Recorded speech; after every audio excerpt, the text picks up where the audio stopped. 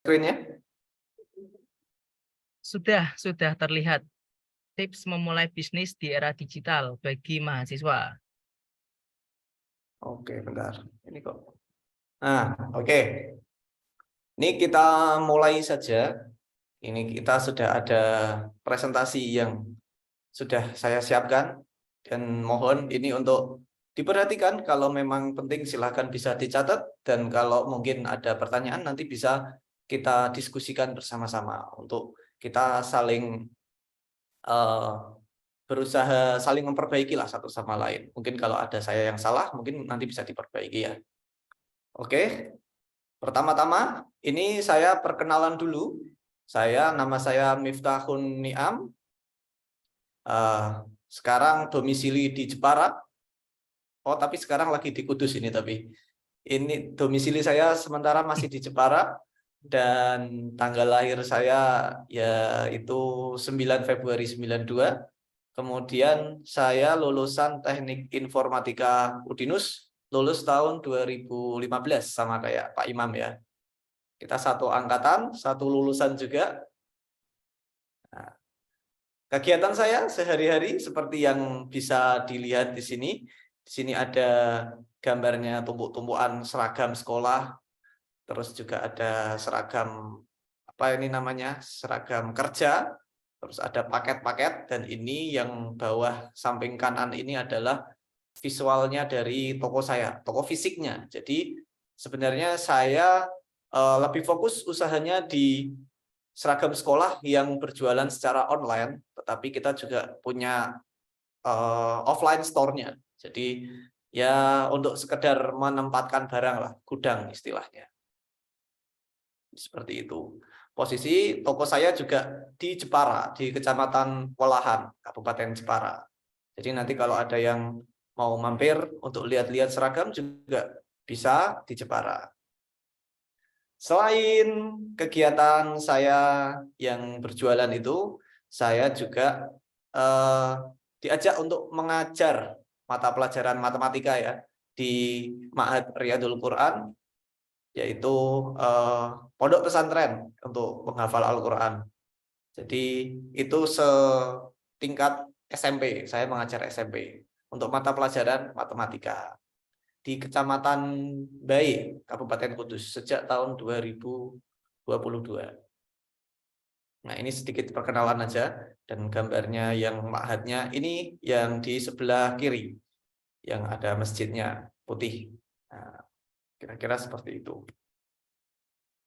Nah, karena ini temanya adalah menjalankan bisnis atau tips memulai bisnis dari nol, maka kita akan memposisikan diri sebagai seseorang yang belum membuka bisnis dan lagi meraba-raba gimana caranya membuat bisnis atau menjalankan bisnis sebagai seorang yang istilahnya itu kita mendapat predikat ya yang dinamakan mahasiswa itu pasti selalu ada perencanaannya, ada ukuran yang jelas, ukuran yang pasti dalam menjalankan sesuatu.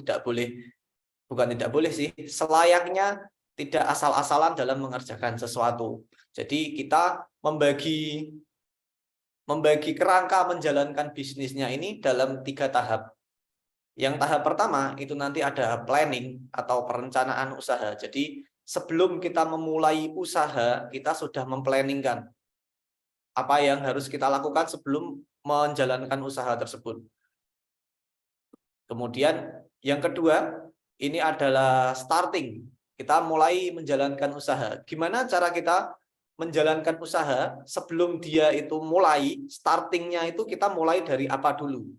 Nah, jadi di sini kita akan banyak fokus membahas tentang poin yang satu, planning dan juga starting. Untuk running nanti kalau memang sudah ada pertemuan selanjutnya di mana kita sudah banyak menjalankan usaha, nanti kita akan membahas lebih banyak tentang running. Tapi karena di sini tema pada kuliah sore hari ini adalah bagaimana cara memulai bisnis. Nah, kita mulai dari membahas yang planning dan juga starting.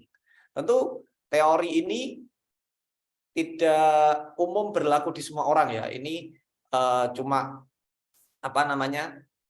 pendapat saya pribadi. Jadi boleh jadi beda dengan yang lain, boleh jadi orang punya cara tersendiri dalam menjalankan bisnis, tetapi di sini saya berusaha memberikan apa pengalaman saya, apa yang saya amati, di mana yang saya amati itu bisa bermanfaat bagi teman-teman semua yang hadir di sini, jikalau nanti mau menjalankan bisnisnya. Seperti itu. Kemudian yang perlu kita bahas adalah skema seller dan market. Di mana seller itu seperti kita ketahui, yang namanya seller itu adalah penjual barangnya. Kita posisikan kita sebagai yang punya barang. Yang punya barang yang hendak dijual. Dijual kepada siapa? Kepada pembeli. Atau di sini kita istilahkan dengan marketnya. Bentar. Orang yang mencari solusi atas masalahnya. Jadi di sini perlu kita pahami bahwa si market ini, orang yang mau kita tuju untuk memasarkan produk kita, dia itu sedang punya masalah. Dan dia mencari solusi dari masalahnya. Kemudian, nah ini untuk skema yang ketiga, si market ini punya problem atau masalah yang dimiliki si market. Jadi selalu berkaitan. Kita tidak bisa mengartikan bahwa sebuah jual beli itu hanya masalah ente punya barang, saya punya duit, lalu kita tukar duit dengan barang ente. Terkadang tidak bisa sesimpel itu. Yang kita lihat dalam skop yang lebih besar, ternyata si market ini sebenarnya orang yang butuh barang adalah orang yang punya problem, di mana problem tersebut bisa kita selesaikan dengan produk yang kita punya atau knowledge produk yang kita punya. Nah, nanti kita jelasin produk. Nah, di sini ada produk. Sementara produk ini sebenarnya bisa dimiliki oleh siapapun. Yang awalnya dimiliki oleh seller atau penjual, kemudian nanti diserah terimakan kepada market sebagai solusi dari problemnya. Kemudian seller atau si penjual dalam mendeliverikan produknya, dalam menyampaikan produknya, itu dia harus punya knowledge produk atau produk knowledge yang dia pahami supaya bisa menyelesaikan masalah dari si market. Dalam arti lain, terkadang ada beberapa produk yang sebetulnya banyak orang itu menganggap, ada beberapa orang yang menganggap produk itu bisa menyelesaikan suatu masalah, tetapi ketika diterima oleh orang lain, terkadang belum tentu menyelesaikan masalah, karena produk knowledge-nya belum sampai kepada si orang yang memegang produk tersebut. Contoh mungkin sering saya alami ketika membeli peralatan tukang. Ketika membeli peralatan tukang, karena kita posisinya bukan tukang, kita belum teredukasi terkait dengan peralatan tukang yang mau kita gunakan ini, caranya bagaimana. Nah, terkadang peralatan tukang ini yang bisa memahami dengan sempurna cara kerjanya adalah ya Pak Tukang. Karena saya bukan Pak Tukang, terkadang saya nggak bisa menggunakan alat ini dengan sebaik mungkin, kecuali dengan pengetahuannya si Pak Tukang. Nah, tugasnya si seller adalah mengedukasi produk knowledge yang dimiliki dari produknya itu agar sampai kepada pembeli, agar tidak salah penggunaannya ketika dipegang oleh si market. Seperti itu. Ini ada produk, nanti menjadi produk knowledge agar bisa menjadi solusi dari problem yang dimiliki si market tersebut. Nah, skemanya seperti itu. Jadi jangan boleh kita menganggap bahwa bisnis itu mudah, tapi kita harus mengerti fundamentalnya itu apa. Pondasinya sebuah jual beli itu apa? Fundamentalnya jual beli adalah ketika market itu membutuhkan solusi dari problemnya si seller, mempunyai product knowledge yang memberikan solusi atas problem si market.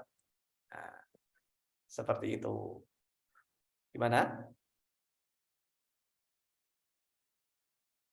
Gimana Pak Imam? Mau Monggo, ditanggapi dulu teman-teman, barangkali ada pertanyaan. Karena ini kan sebelum kita kalau melanjutkan. dari sudut pandang saya, ini ilmunya bagus ya. Artinya yang disampaikan bagus. Cuma mungkin dari kita belum bisa menangkapnya. Benar ini, karena ada skema seller market. Jadi kita nggak hanya menjual barang, tapi ada orang market yang punya problem yang harus bisa kita selesaikan. Ya. Monggo kalau teman-teman ada yang ingin Mau ditanyakan mau atau ditanyakan dulu, boleh? Sebelum apakah kita lanjutkan. Mas Niam ini mungkin kecepatan juga bisa Ya, ditanyakan.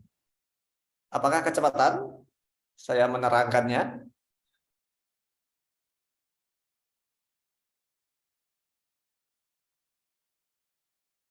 Gimana? Jelas ya? Kalau jelas berarti bisa dilanjut. Nanti kalau ada pertanyaan bisa langsung disampaikan atau dimasukkan lewat kolom chat ya, teman-teman ya. Boleh, boleh. Ini nanti contohnya akan semakin realistis lagi dengan keadaan yang kita tahu. Apalagi anak-anak muda ini ya, Masya Allah.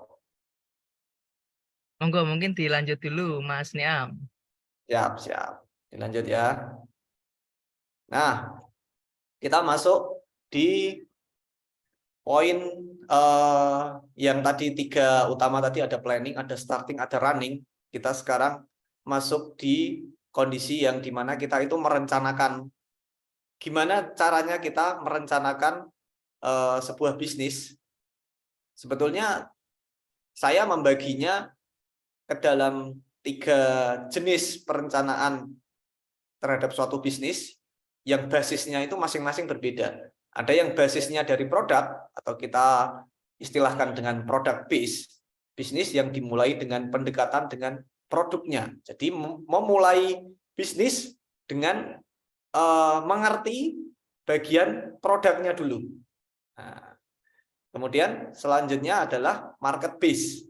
Market base ini adalah bisnis yang dimulai dengan pendekatan dengan marketnya. Jadi memulai bisnisnya itu justru dari marketnya dulu, bukan dari produknya.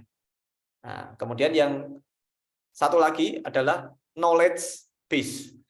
Bisnis yang dimulai dengan pendekatan, dengan pengetahuan terkait dengan produknya. Ya, dari tadi beberapa istilah yang kita sebutkan tadi, ada produk, ada product knowledge, ada market, ada problem, ada solution. Nah, itu nanti akan kita selalu sebutkan terus ya. Jadi mungkin kalau kita mengulang-ulang istilah, beberapa istilah tadi, mohon tidak menjadi kebingungan. Sekarang kita akan bahas salah satunya dulu. Nah, ini planning berdasarkan product base. Product base itu dia yang pertama dia lakukan adalah dia punya barang dulu. Oke, ini punya barang dulu. Setelah punya barang, dia berusaha mengetahui product knowledge-nya itu seperti apa. Product knowledge-nya dikumpulkan, diriset, segala macam, ditelusuri. Kemudian setelah punya produk dan tahu product knowledge-nya, baru dia mencari market-nya. Nah, ini contoh di mana planning bisnis yang saya pikir ini konvensional. Hampir semua bisnis melakukan ini. Contohnya yang saya alami sendiri, yaitu produk dari baju sekolahan. Jadi kita awal-awal memang belum tahu planning yang lain-lain tadi. Kita tahunya baru planning yang seperti ini, dan kita implementasikan. Kita bikin produk dulu, kita punya produk dulu, baru kita cari tahu produk knowledge-nya, keunggulan produk kita apa, terus spesifikasinya apa, bahannya apa, kemudian ketahanan bahannya seperti apa dan lain sebagainya, itu termasuk product knowledge artinya. Yaitu product knowledge itu adalah pengetahuan tentang produk. Kalau misalkan baju sekolah, seragam sekolah, berarti product knowledge-nya tadi adalah apa tadi? Bahannya, ketahanannya, kemudian serat kainnya seperti apa dan lain sebagainya. Misalkan kalau contoh produk lain, misalkan apa ya? Parfum.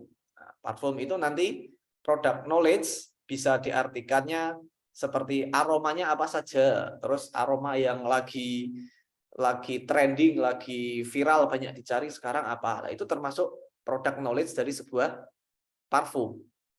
Nah, setelah kita dapatkan product knowledge-nya, kita baru masuk ke step ketiga, yaitu mencari marketnya.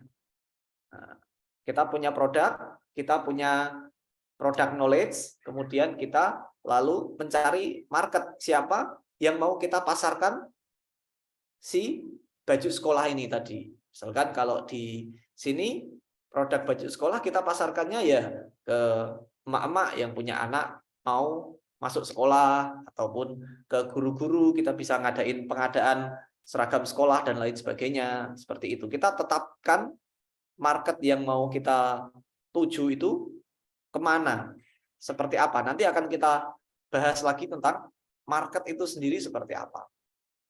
Contohnya seperti itu. Ini planning berdasarkan product base. Kemudian produk. Oke, selanjutnya yaitu planning berdasarkan product knowledge base. Nah, kalau product knowledge base ini dia punya product knowledge dulu, baru dia mencari produk, baru dia mencari market. Contoh yang saya sebutkan di sini di atas sudah saya tulis, yaitu dokter mata, iklan obat mata.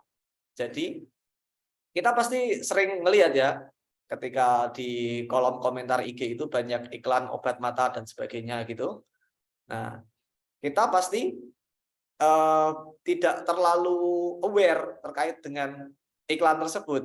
Tetapi ketika seorang dokter spesialis mata yang menjelaskan tentang suatu ilmu terkait dengan mata, terkait dengan penglihatan, terkait dengan lensa optik dan sebagainya yang ada di mata, itu pasti kita akan semakin aware dengan semakin aware dengan penjelasan terkait dengan mata dari dokter tersebut. Kemudian dokter tersebut menawarkan produk yang merupakan iklan obat mata. Oh, maaf, nggak pencet. Kemudian setelah dia punya produk, dia pasti belum tentu obat matanya itu dia bikin sendiri. Bisa jadi dia di endorse oleh orang lain. Bisa jadi dia nge-vendor untuk produksi obat mata tersebut dari orang lain. Kemudian setelah dia punya produk knowledge tentang obat mata, dia punya produk tentang obat mata, kemudian dia baru mencari marketnya. Marketnya adalah dia pasarkan di IG-nya, Instagram-nya, atau TikTok-nya, atau YouTube-nya, dia bikin konten-konten dan sebagainya. Itu merupakan salah satu planning bisnis berdasarkan product knowledge. Yang ini sekarang lagi marak di sosial media.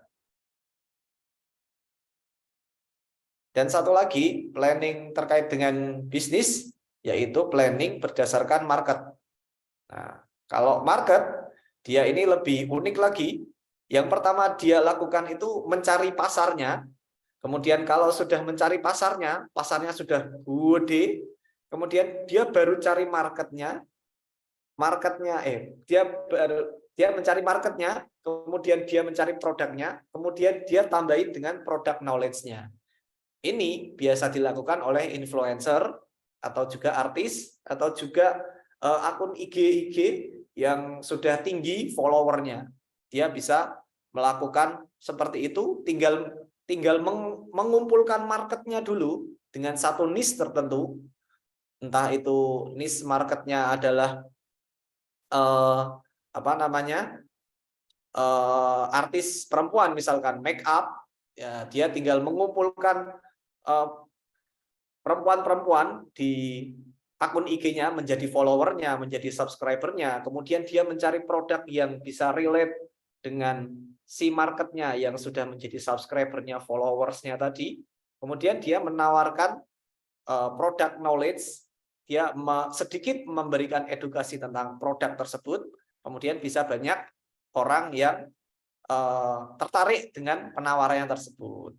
Nah, ini merupakan planning, beberapa planning, 3 planning yang bisa kita pelajari terkait dengan cara-cara kita merencanakan bisnis apa yang mau kita buat.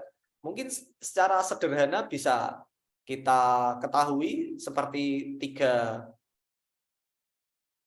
jenis, 3 kategori ini tadi ya. Jadi ada planning berdasarkan produknya, berdasarkan produk knowledge-nya, pengetahuan tentang produknya, ataupun berdasarkan marketnya. Ya, ini dulu mungkin nanti bisa ditanyakan kalau ada yang mau bertanya dulu sebelum kita lanjutkan. Masih ada beberapa materi lagi. Gimana Pak Imam? Monggo, teman-teman.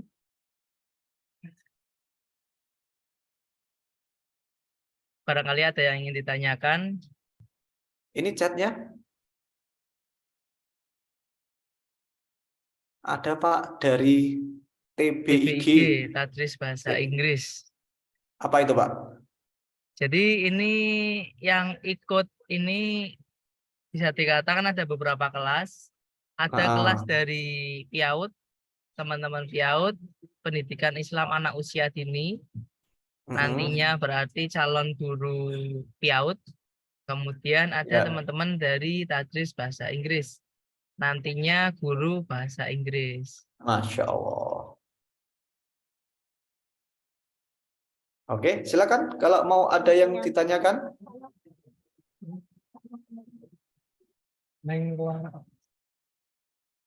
Monggo teman-teman.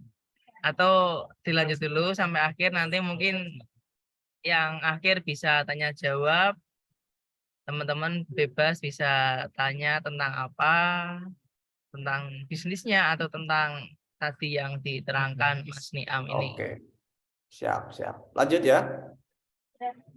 Oh, ini ada yang bertanya Mas Niam. Ya, di mana Pak? Oh ya, yang Dari di chat ya. Dinda Amelia ini. Ya. Untuk bisnis penyedia pelayanan atau jasa, itu menggunakan planning yang mana nggih Pak? Nah, itu gimana Pak kalau bisnisnya penyedia pelayanan atau jasa? Oke, saya jawab dari pengalaman saya ya. Mau bisnisnya jasa, mau bisnisnya produk, tergantung bukan berdasarkan jenis produk atau jasanya, tapi berdasarkan kita bisa menjangkau yang mana dulu. Kalau kita bisa menjangkau marketnya dulu, lebih mudah menjangkau marketnya, lakukan planning dengan market base. Kalau kita bisa menjangkau produknya dulu, lakukan dengan product base. Kalau kita sudah bisa tahu menjadi spesialis tentang produk knowledge-nya, jasa tersebut, kita bisa memulai dari product knowledge base. Jadi kalau dalam era sekarang ya, jadi lebih mudah itu memang market base atau yang product knowledge. Karena kalau kita harus, apalagi jasa kan dia nggak melulu pakai modal ya, nggak seperti jualan produk yang harus mengeluarkan modal. Jadi kalau jasa itu setahu saya mungkin juga kita tinggal iklanin portofolio kita. Nah, itu jadi lebih mudah kalau kita memang sudah mempunyai portofolio yang bagus, sudah pernah mengerjakan proyek ini itu yang bagus juga, insya Allah itu juga sudah cukup. Jadi bisa dimulai dari market base atau product knowledge base. Tinggal memposisikan diri sebagai apa. Kalau memang sudah dirasa itu menjadi unggul di bidang product knowledge, maksudnya pengetahuan tentang produk atau jasa yang ditawarkan itu merasa sudah banyak, ya bisa dimulai dari product knowledge. Nanti nge-share dulu terkait dengan tips and trick tentang jasa yang ditawarkan tadi. Misalkan jasa apa? Jasa desain interior, katakanlah, desain interior rumah. Ya, banyakin aja nge-share tentang jasa apa? Tips tips interior rumah untuk kamar anak, tips interior rumah untuk dapur minimalis. Nah, misalkan seperti itu bisa. Tapi kalau market base beda lagi ceritanya, tergantung tujuannya mau ke arah mana. Itu kira-kira. Seperti itu ya jawabannya untuk Dinda Amelia. Terima kasih sudah bertanya. Untuk selanjutnya silakan kalau ada yang mau bertanya, boleh di chat, boleh di Ini ada unmute. pertanyaan lagi Ya, dari Fatan Bagis. Fatan Bagis. Ya, boleh Izin Mas Fatan. bertanya, Pak, apa kelebihan dan kekurangan dari ketiganya tersebut? Oke, Tuh, monggo. Mas Fatan, saya juga izin menjawab karena tadi izin bertanya ya. Ya, jadi kalau kekurangannya itu relatif ya. Kalau di sisi lain si apa tadi yang tak sebutin pertama product base itu pasti kita kalau bisnisnya tentang produk, jualan produk, kita harus mengeluarkan budget modal untuk pengadaan produknya dulu. Itu kelemahannya. Yang pasti itu. Tapi product base ini hampir dilakukan oleh hampir semua usaha konvensional melakukan metode seperti ini yang dimana usaha yang seperti itu dibangun ketika belum masa media sosial ya. Kalau sudah media sosial sekarang ini jadi lebih mudah lagi. Bisa mulai dari product knowledge base ataupun bisa mulai dari market base. Dan untuk kelemahannya si product knowledge base ini pasti nanti kalau kita misalkan ini iklan obat mata, yang mengiklankan adalah dokter mata, orang nggak bakal banyak protes. Nah, kecuali kalau iklan obat mata yang mengiklankan bukan dokter mata, alias bukan dokter pula, orang awam. Nah, pasti itu akan timbul sebuah keraguan-raguan. Itu salah satu kelemahannya. Jadi product knowledge base ini mungkin bisa dilakukan, efektif dilakukan bagi orang yang mempunyai spesialisasi skill tertentu di bidang usaha tersebut. Seperti itu. Dan juga planningnya dari market base ini kelemahannya mungkin untuk mengumpulkan marketnya yang banyak, mengumpulkan followers, mengumpulkan subscriber, mengumpulkan friend di Facebook, itu mungkin butuh waktu yang lama, bukan waktu yang sebentar. Kecuali dia artis, public figure, sudah terkenal sebelumnya. Nah, itu lebih mudah. Tapi bagi orang awam mungkin lebih lama. Seperti itu kira-kira jawaban dari saya ya.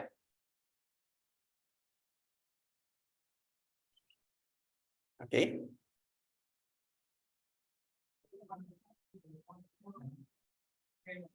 Mungkin bisa dilanjut dulu. Nanti Dilanjut dulu ya, kalau Pak. teman-teman ada yang mau tanya, boleh tanya langsung, artinya boleh eh, sound-nya di-on-kan, atau boleh Oke. juga lewat chat seperti tadi. Monggo silakan Mas Niam, dilanjut dulu mungkin. Siap. Oke, kita lanjutkan. Ini slide selanjutnya. Tawarkan produk Anda bukan hanya sekadar menawarkan harga. Artinya di era sekarang ini sudah enggak zamannya lagi kita menawarkan produk hanya menawarkan harganya saja. Ini saya punya barang harganya 100.000. Orang mungkin bisa memilih tempat lain, toh juga barang yang sama, apalagi harga yang sama bisa didapatkan dengan mudahnya di tempat lain. Kita bisa searching di marketplace suatu produk, itu bahkan bisa kita filter tersendiri. Harganya yang paling murah yang mana, yang paling dekat yang mana. Nah, tetapi lebih daripada itu, perlu dilakukan keunikan-keunikan tersendiri dari beberapa penawaran Anda terkait dengan produk tersebut. Nah, nanti kita pelajari lagi. Ini akan banyak bahasannya ketika membahas tentang produk. Nanti mengevaluasi produk dan sebagainya. Kita lanjutkan dulu. Nah, ini langkah yang selanjutnya dari yang tadi adalah kita masih memplanning bagaimana merencanakannya. Sekarang kita bagaimana untuk menstartingnya, memulainya, langkah-langkah awal untuk memulainya itu bagaimana. Poin-poinnya adalah yang pertama itu kita harus fokus untuk memulainya. Jadi banyak orang ketika memulai bisnis itu mereka menjalaninya disambil dengan kerja kantoran kah, kerja sebagai pengajar kah, it's okay, nggak apa-apa. Tetapi usahakan itu punya tanggung jawab tersendiri. Ketika mengajar ya ngajar, ketika kerja ya kerja, tapi ketika terjun di bisnis, jamnya bisnis, ya emang harus bisnis. Seperti itu. Kemudian kapital. Kapitalnya itu maksudnya adalah modal. Ada modal untuk memulainya. Dan modal ini nanti kita sampaikan, modal ini ternyata bukan cuma uang. Jadi banyak modal-modal yang bisa kita dapatkan dengan mudah. Bahkan sebelum kita mulai pun kita sudah punya banyak modal. Nah, nanti kita jelaskan modal apa saja itu. Kemudian strategi produk. Tahu strategi yang akan dijalankan. Untuk memilih produk itu harus yang kayak gimana, kayak gimana nanti kita jelaskan. Kemudian market. Tahu market yang akan dituju untuk pemasaran. Jadi kita juga harus mendefinisikan dulu marketnya kepada siapa, seperti apa marketnya, dan apa ciri-ciri dari marketnya itu nanti ada pembahasannya. Oke, kita mulai. Yang pertama kita akan membahas market. Nah, bentar.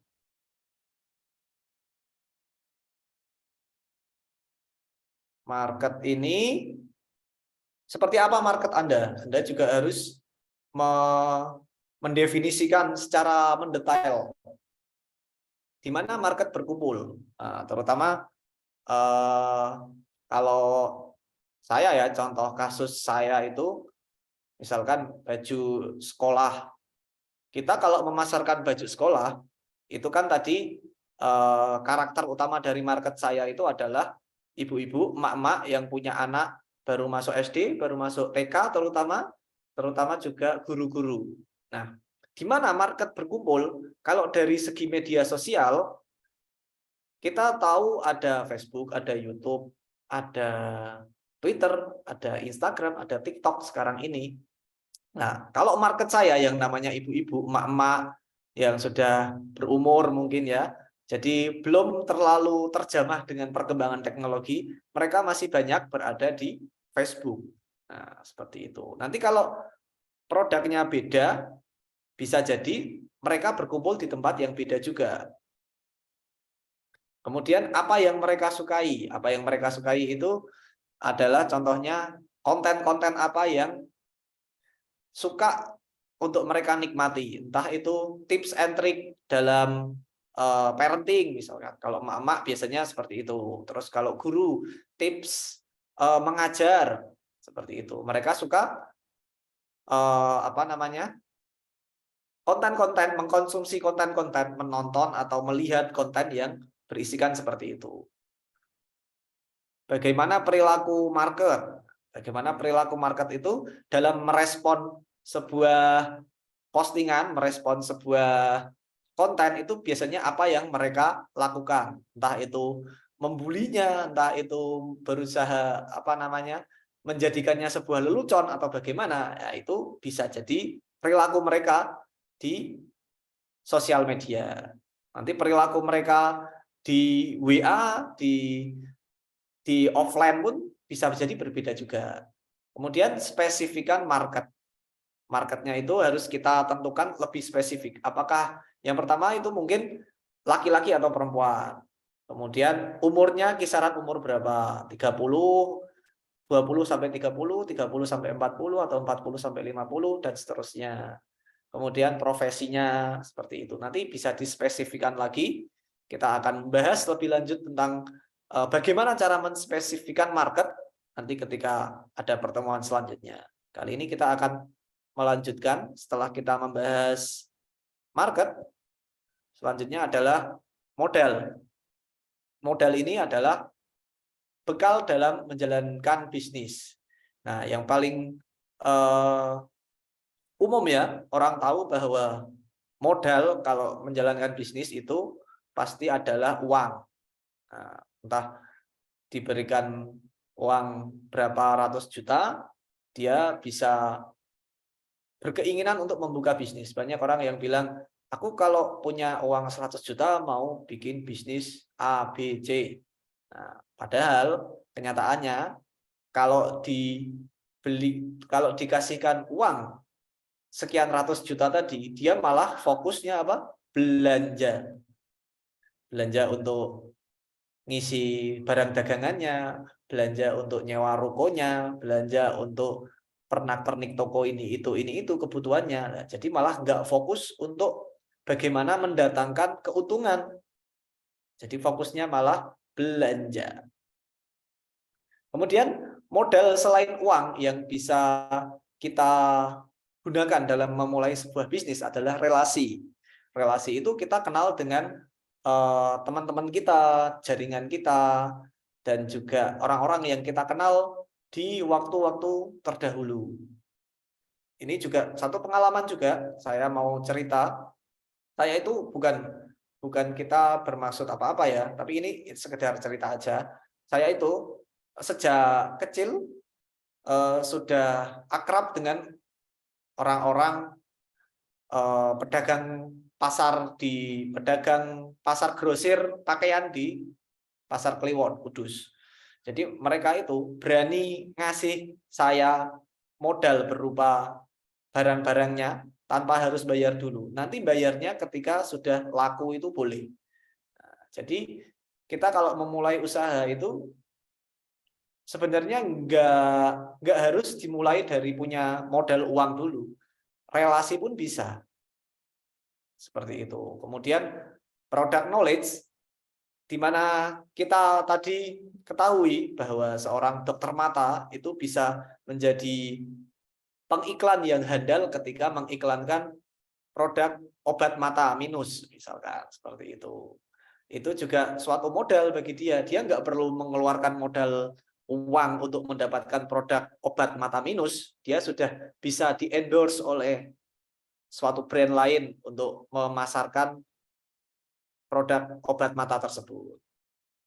Kemudian modal yang selanjutnya adalah public speaking. Nah, kalau Anda bisa punya ilmu public speaking, bisa berbicara di depan umum, bisa mendeskripsikan suatu barang dengan lebih sempurna daripada orang lain, itu juga suatu modal bagi Anda.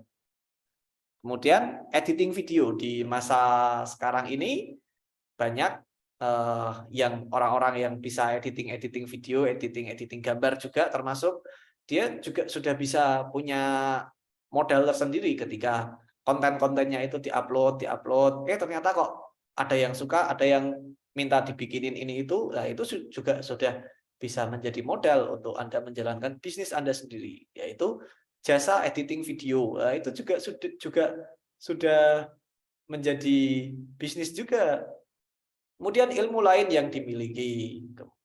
Nah, mungkin ada di antara kita yang punya ilmu bahasa Inggris. Bukankah banyak orang yang pintar berbahasa Inggris gitu, fluent dalam conversation in English, dia bikin konten-konten berbahasa Inggris, kemudian dia juga bisa dimasuki endorse produk apalah yang bisa mensponsori dia sehingga dia mendapatkan penghasilan dari ilmu yang dia miliki. Itu juga bisa menjadi modal untuk menjalankan bisnis. Kemudian setelah modal, ada lagi, ini adalah memilih produk yang akan mulai Anda pasarkan. Tentu banyak orang ya merasa bingung. Aku mau jualan, tapi bingung mau jualan produk apa, mau mulai dari mana. Itu banyak orang yang seperti itu, bingung. Nah, kalau saya sarankan, ini Anda bisa pilih beberapa saran yang bisa Anda pakai untuk pemilihan produk yang akan Anda pasarkan, yaitu pilih yang Anda paling ahli di bidangnya. Misalkan tadi si dokter mata, dia yang paling bagus memasarkan obat mata.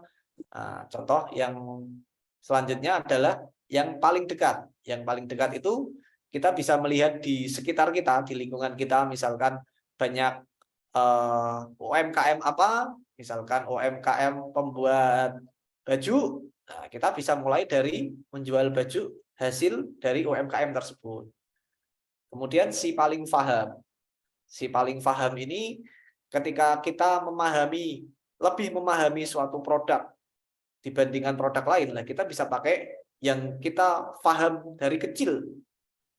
Misalkan kalau bapaknya dulu penjahit misalkan, kita bisa mulai usaha yang kita pahami dari sejak kecil karena memang bapak kita seorang penjahit, ya kita jualan baju, misalkan seperti itu. Kemudian yang paling disukai atau hobi, ya biasanya ini banyak ya yang paling disukai. Kalau yang laki sukanya main bola, pasti lebih enak memasarkan produk-produk terkait dengan bola, futsal dan sebagainya. Kalau perempuan ya bisa make up dan sebagainya. Kemudian saran yang terakhir adalah fokus pada satu produk dulu. Jadi nggak perlu muluk-muluk untuk bisa menjual semua produk. Cukup fokus terhadap satu produk dulu. Nanti ketika satu produk itu bisa sustain, bisa bagus performanya, penjualannya, nanti bisa ditingkatkan untuk mencari produk-produk yang relate dengan produk tersebut dan seterusnya. Dapatkan produk dengan modal minimal dan profit maksimal. Intinya kita berusaha mendapatkan produk yang kita mengeluarkan modal yang minimal, tapi untungnya, profitnya bisa semaksimal mungkin. Kemudian jelaskan juga siapa Anda, biar orang-orang itu benar-benar mengerti siapa Anda dengan cara menampilkan alamat fisik.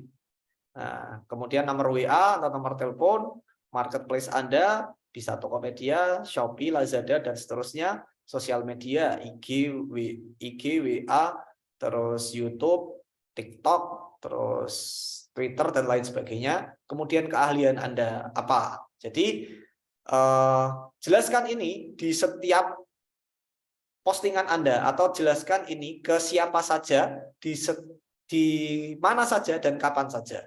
Entah itu di status WA, entah itu di postingan Facebook, YouTube, TikTok, dan lain sebagainya. Anda membranding diri Anda melabeli diri Anda adalah seorang yang ahli di bidang ini, dengan alamat ini, nomor WA ini, marketplace-nya ini, sosial medianya ini. Kalau di media sosial bisa dilakukan seperti itu di era sosial media sekarang ini ya. Nah, kemudian ini untuk langkah yang terakhir setelah starting, ini adalah running. Nanti bisa kita jelasin di pertemuan selanjutnya kalau memang sudah, ini bagi yang sudah punya bisnis tentunya. Kalau yang belum punya bisnis nanti masih di planning sama starting aja. Optimasi produk, evaluasi penjualan, dan pencatatan keuangan. Ini banyak sekali pembahasannya. Nah, terima kasih dari saya. Jazakallah khairan. Apabila ada kesalahan, nanti bisa mohon dimaafkan ya. Untuk selanjutnya bisa diajukan untuk pertanyaan. Atau sudah ada pertanyaan, Pak? Ini sudah ada beberapa pertanyaan ini. Oke, Pak. Yang pertama dari Mbak Musaripah dari Piaut. Ya, Menurut siap. Bapak, usaha apa yang tepat yang bisa kami lakukan sejalan dengan profesi guru PAUD di samping banyak sekali bisnis saat ini? Jadi kira-kira usaha apa yang tepat jika sebagai calon guru PAUD. Monggo Mas Calon Niam guru bisa PAUD. dibalas dulu, dijawab dulu. Banyak ya. Banyak ya untuk guru PAUD itu berarti kan yang dihadapi itu adalah yang bisa kita prospek untuk menjadi market kita adalah emak-emak terutama ya, karena dunianya memang dekat sama anak-anak, pasti akan selalu berinteraksi dengan emak-emaknya. Nggak mungkin kita akan memprospek si anak PAUD-nya untuk kita jadikan market, kan nggak mungkin. Jadi pahami dulu siapa market yang akan kita tuju. Contoh itu tadi, kita akan menjadikan si emak-emak ini adalah marketnya. Nah, terus produk apa yang cocok untuk kita tawarkan kepada si emak-emak ini? Banyak. Ada yang namanya mainan edukasi anak. Nah, itu bisa.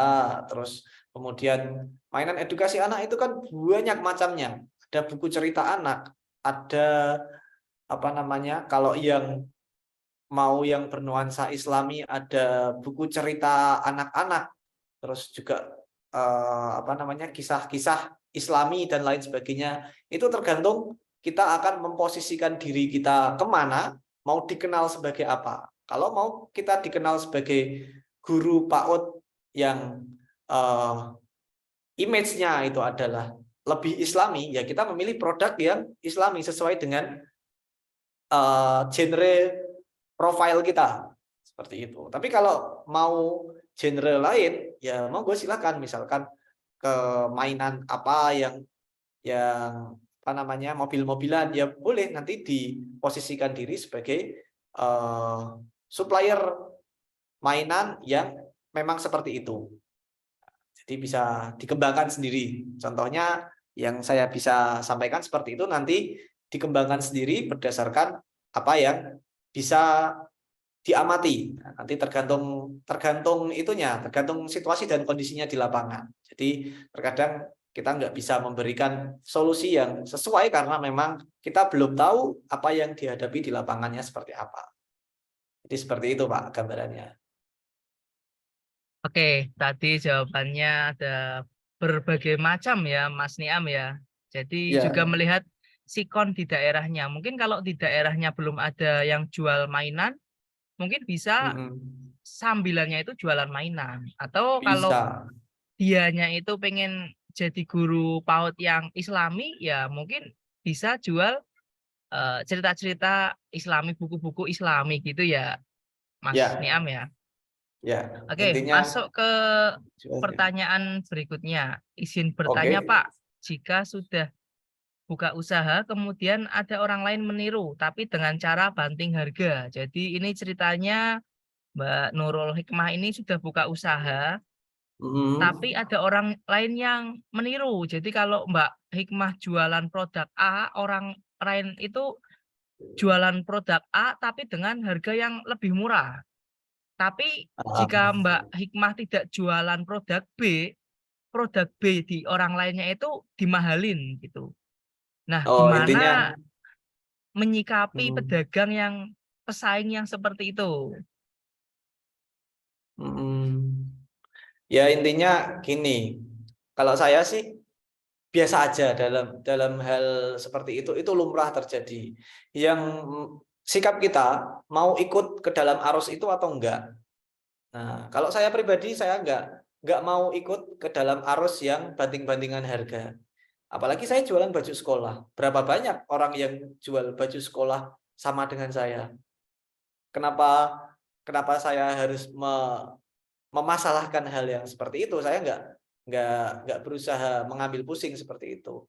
Yang penting itu kita menjaga kualitas, yang penting terus juga keunikan, diferensial produk kita dengan produk yang lain itu apa. Mungkin kalau dari saya pribadi, saya jualan seragam, ada orang lain jualan seragam. Tentu seragam saya beda dengan seragamnya dia.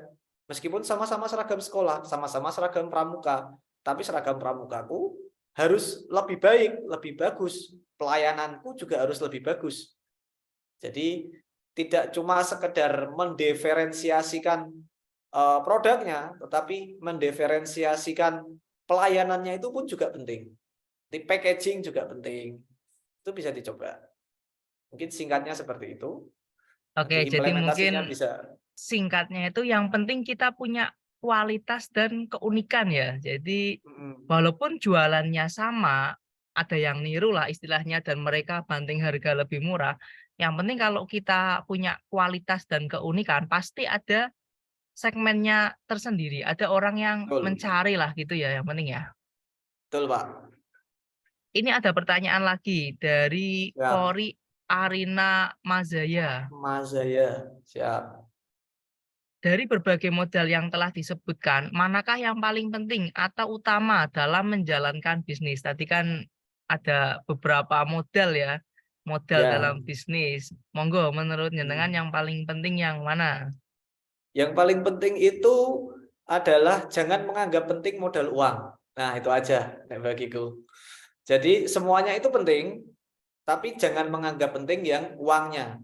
Uang itu kalaupun ada, kita belum tentu bisa bijak menggunakannya kalau belum tahu ilmunya. Jadi jangan begitu mendewa-dewakan harus punya modal uang. Justru yang lain, modal-modal yang lain tadi ada relasi, ada product knowledge, itu malah jauh lebih penting, beneran. Menurut saya seperti itu. Oke, seperti itu ya. Jadi menurut Pak Niam ini, semua modal yang disebutkan itu penting, tapi jangan mendewa-dewakan uang. Karena pada prakteknya kalau kita diberi uang, kita juga bingung juga mau buat bisnis apa dan belum tentu bisa Ah, jalan survive dengan uang yang sudah betul. diberikan. Mm-mm. Pertanyaan berikutnya dari Lailatul Iftitah. Pada saat awal Bapak merintis usaha tersebut, bagaimana Bapak melihat peluang yang terjadi pada waktu itu? Bisa dibilang Oke, motivasinya dan apa sih yang dilakukan Bapak agar usahanya tidak kalah dengan pesaing-pesaingnya? Monggo. oke, oke. Untuk bagaimana sejarahnya, kenapa saya merintis usaha baju sekolah? Ya, secara gampangnya gini, karena memang basicnya dari kecil saya sudah familiar dengan yang namanya produk seragam sekolah tersebut. Jadi lebih gampang untuk memulai usaha tersebut karena saya sudah punya modal salah satunya tadi yaitu product knowledge. Nah, kemudian saya juga punya banyak relasi penjahit. Nah, seperti itu. Dan apa sih yang dilakukan Bapak agar usahanya tidak kalah dengan pesaing? Kalau saya sih nggak berusaha menjadi kalah atau menang dari pesaing sih ya. Yang penting gimana caranya bisnis tetap jalan, karyawan juga tetap bisa mencari nafkah di perusahaan saya, penjahit juga bisa mendapatkan keuntungan dari menjahit produk saya. Yang penting itu aja. Kalau masalah kalah-kalahan itu nggak ada habisnya kayaknya. Gitu, Pak, menurut saya. Oke, karena ini pertanyaannya ternyata banyak Wah, dan banyak saya nih. scroll itu banyak Masya sedangkan waktu Allah. kita juga terbatas. Jadi mungkin Ya, Pak. pertanyaannya saya pilih ya, saya pilih Wah, Masya sekiranya Allah, Masya Allah, Masya Allah. eh, yang sekiranya paling penting menurut saya. Ya menurut semua Betul, pertanyaan penting, tapi tidak mungkin kita jawab satu persatu. Jadi mungkin saya pilih. betul, Pak. Ini Mana, Pak? pertanyaan dari Regina. Bagaimana menghadapi customer yang komplain dengan produk kita? Langkah awal yang harus dilakukan bagaimana, Pak? Untuk menghadapi customer yang komplain. Oke. Monggo. Kalau customer komplain itu wajar. Ya, yang jelas kalau kita sebagai manusia kan memproduksi barang itu pasti nggak ada yang sempurna. Sebagus-bagusnya manufaktur pasti juga ada produk yang cacat. Brand sebesar Toyota kah pasti juga pernah bikin kesalahan produksi. Brand sekelas Apple pun juga. Apalagi brand kita.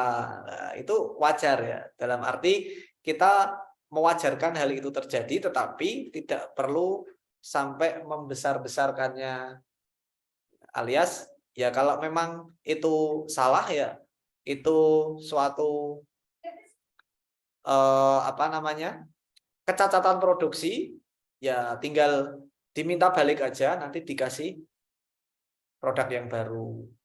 Gitu aja. Insya Allah itu akan, yang penting itu konsepnya itu kita kan mau memberikan solusi dari masalah yang mereka hadapi. Bukan cuma sekedar mencari keuntungan atau kerugian. Kalau kita harus rugi dalam hal menanggapi komplainan seperti itu, kita pasti rugi. Tetapi yang kita cari itu bukan untung atau rugi. Tapi yang kita cari itu adalah bagaimana kita bisa membantu si customer dalam mencapai pemecahan dari masalahnya dengan solusi dari kita. Mungkin seperti itu.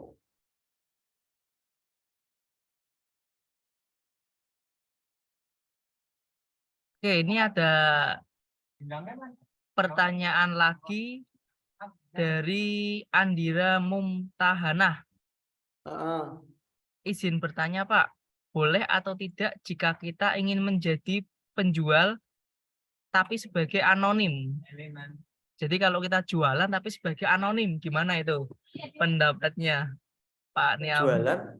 Jualan anonim itu gimana maksudnya? Saya Mungkin masih belum jelas. penjualnya itu tidak, biasanya kan kalau kita Tidak jualan nampak. misalkan di Shopee ya, di Shopee kan kita pakai nama toko kita, toko misalkan apa ABC Store atau apa, mungkin tokonya itu yang tidak jelas, anonim, tidak ada alamatnya yang jelas atau tidak ada kontak yang jelas, itu gimana itu?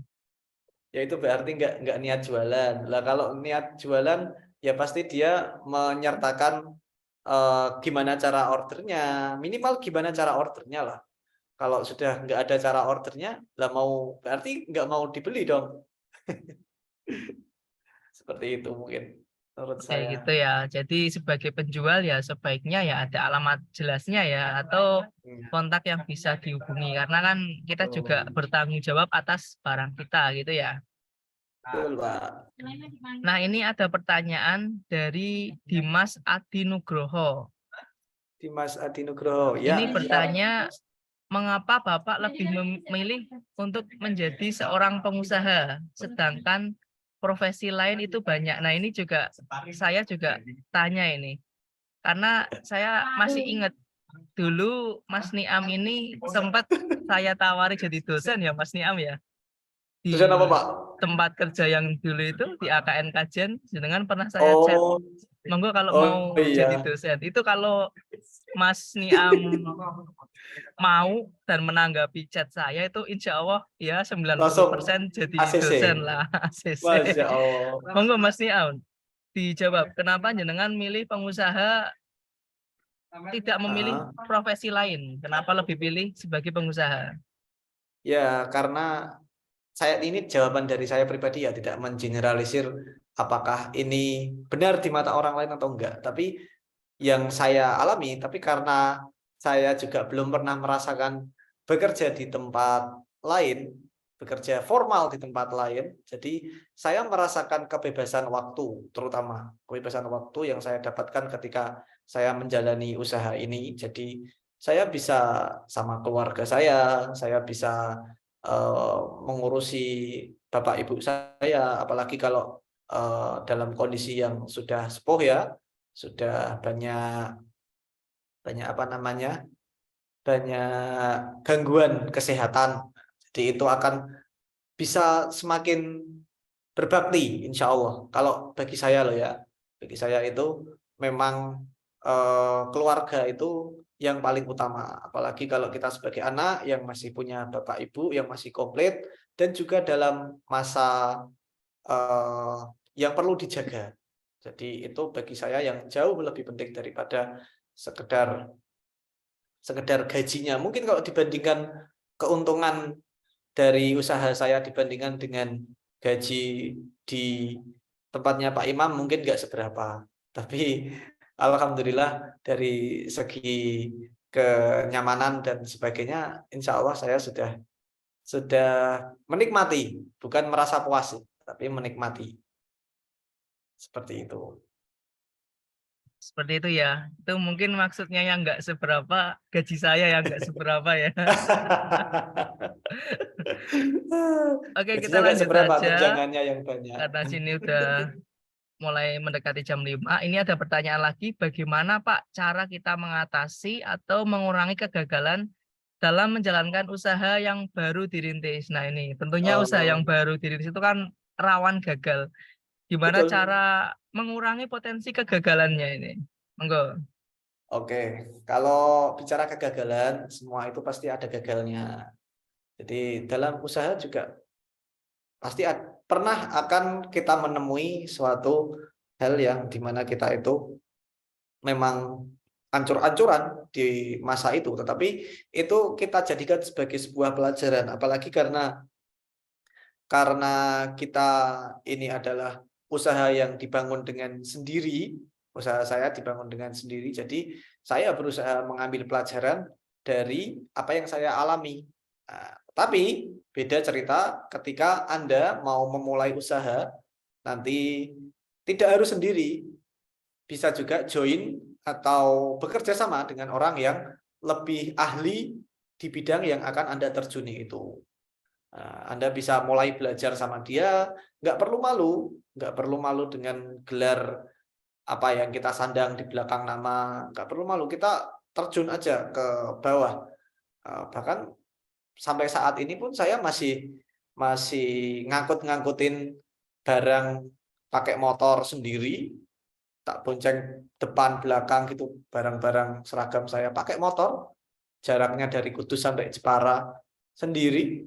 Dan saya nggak merasa gimana-gimana, ya emang ini kesibukan saya yang saya senangi. Seperti itu. Jadi kalau gagal ya itu sudah resikonya lah. Toh juga gagal bukan berarti berakhir. Gagal bisa jadi itu adalah pelajaran yang bisa membuat kita maju semakin di depan. Waduh, kayak iklan nih Pak. Nah itu ya. Semakin di depan. Gagal itu bukan sebagai sebuah akhir, tapi awal yang baru bagi usaha yang baru mungkin dengan ilmu dan Masya Allah. wawasan yang tentunya lebih banyak karena kita sudah mengalami kegagalan. Menemui Mungkin kegagalan. karena ini sudah mendekati jam 5 ya, sudah jam 4.43, mungkin kita akhiri Oke, Pak. kuliah kewirausahaan kita ini. Sebelum kita tutup bersama kuliah kewirausahaan online ini, saya ingin mengucapkan terima kasih kepada Bapak Miftahun Niam. Ya, Pak. Sama-sama, Saya Pak. terima kasih sudah bersedia berbagi ilmunya, berbagi pengalamannya di kelas kewirausahaan saya. Kemudian saya juga berterima kasih kepada teman-teman yang sudah merelakan kuotanya dan meluangkan waktunya untuk ikut kuliah ini. Saya juga mohon maaf apabila ada kekurangan dalam kuliah ini karena jumlah ruangan Zoom ini terbatas sampai Masya 100 Allah. partisipan dan saya lihat dari tadi angkanya antara 95 sampai 100. Jadi Masya alhamdulillah Allah. Full, antusiasmenya Pak. tinggi Luar sekali. biasa. Bahkan ini beberapa mahasiswa chat, saya nggak bisa masuk, Pak. Ya Wah. mohon dimaklumi ya karena terbatas. Dan saya juga mohon maaf apabila ada tutur kata dari saya yang kurang berkenan. Sekian, mari kita tutup bersama kuliah kewirausahaan online ini dengan bacaan hamdalah. Alhamdulillah. Alhamdulillah ya Rabbil Alhamdulillah. alamin. Oke, terima kasih ya teman-teman. Oke, Pak.